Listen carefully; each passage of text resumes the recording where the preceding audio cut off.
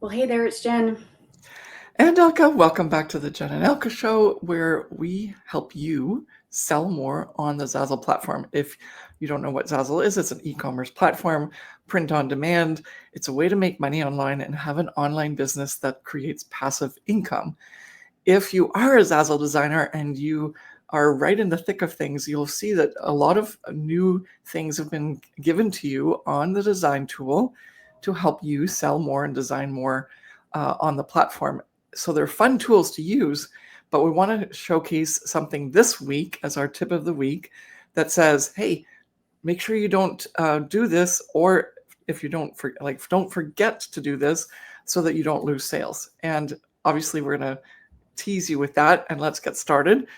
Watch to the end because there's a lot of really great tips here to make sure that your customer can buy from you after you do all this work to use these grids that are now available to you. And you don't want to miss out on this because otherwise a lot of work will be for nothing. Mm-hmm. Okay, so Zazzle introduced these things called grids in the design tool recently, and they are underneath the frame section. So I've opened up a pillow on the Zazzle marketplace, like a blank pillow. And if you're designing, make sure that you've been logged in before you open up a blank product and start working on it. You can find these frames underneath the elements button here in the menu, and you can scroll down all the way. And if you haven't watched the video that we did on the frames previously, then I just wanted to remind you that not all of these images are able to be used for commercial use. For example, if you click on the little information icon here, there is a pop-up that comes up about this artwork, and you can see that it's royalty free.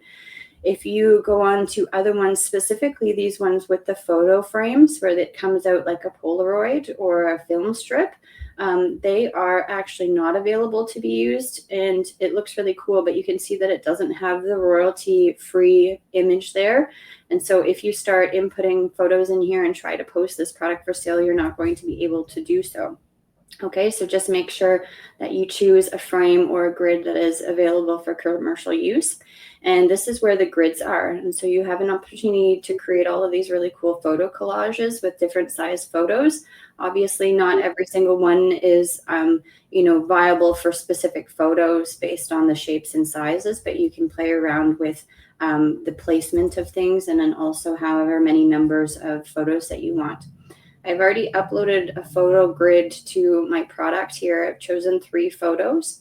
And what you need to know about this is that, of course, if you're going to input 3 photos in here into your grid, you need to make sure that each one of these isn't available for a template.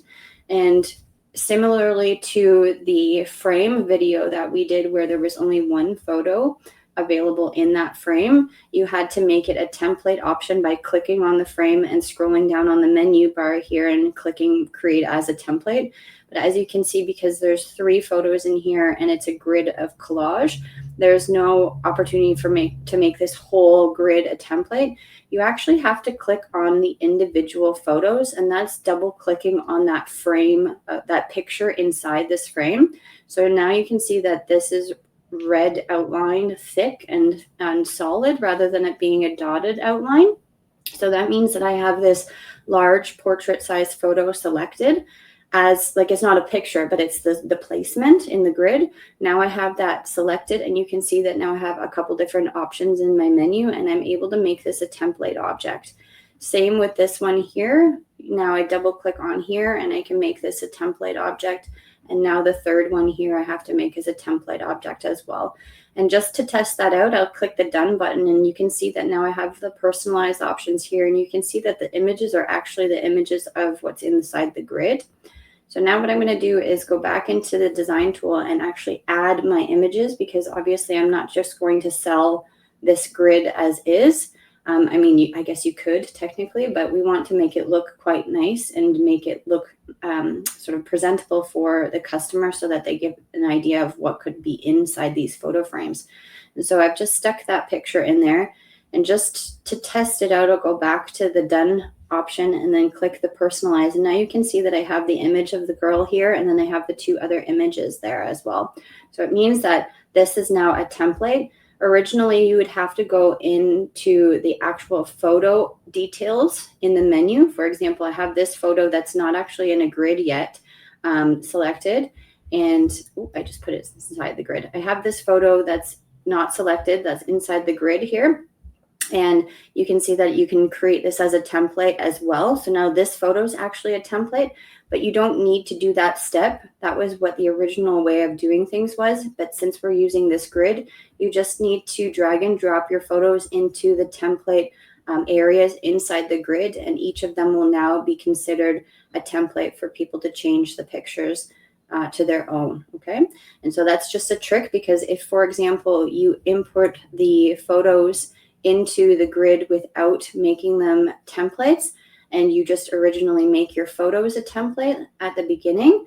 So let's just go back 3 steps here, and we have our grid outside, and let me just see, we'll delete that photo. Whoops, I deleted the grid. We'll delete that photo, and let's say we now deselect each one and don't make them a template anymore. I'll just do one for the purposes of this tutorial. So this big one here is not a template anymore. And we undo this and we decide to make this photo a template, thinking that that's the proper way of doing so, and then importing it into this box where this grid space is not a template. You will then see that there's no opportunity for us to change this picture, even though the original picture was a template. So the template on the photo put into the grid does not make the grid portion of it a template. So you need to make that section in the grid a template rather than just the photo. Okay. If you're just using original photos without the grids and without a frame, you still have to make your photo a template by using it in the menu option by selecting the photo.